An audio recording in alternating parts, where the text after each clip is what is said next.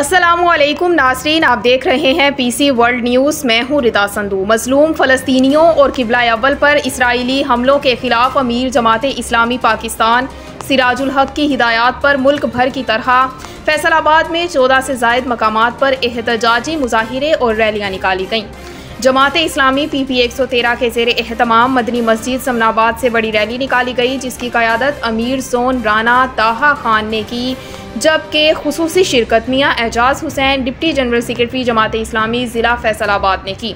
इस मौके पर मियाँ इल्ताफ़ हुसैन, मियाँ अतीकुर रहमान, नज़ीर Ahmad, Mohammad Tariq, Munibur Rahman, Sanaullah इंसारी, Mohammad Ramzan Safri, doctor Maqsood Chaudhry, Yaqoob Farooq Baig, JI youth 113 PP के सदर ताहिर महमूद, नायब सदर नेशनल लेबर फेडरेशन ज़िला फैसलाबाद शेख फ़हीमुद्दीन समेत दीगर कायदीन और सैकड़ों कारकुनान मौजूद थे।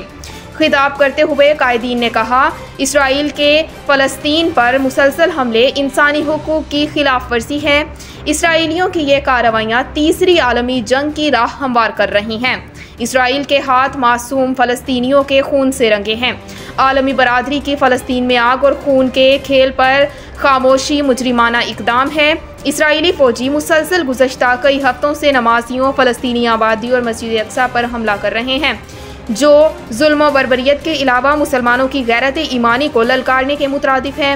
कायदीन ने अपनी गुफ्तगू में मज़ीद कहा कि इसराइली मसनूआत का बाइकआउट किया जाए और फौरी तमाम इस्लामी ममालिक के हुक्मरानों का इजलास बुलाया जाए, जिसमें इस्लामी अकायद पर हमलों, फ़लस्तीनी और कश्मीरी मुसलमानों पर होने वाली जुल्म व ज़्यादती का नोटिस लिया जाए।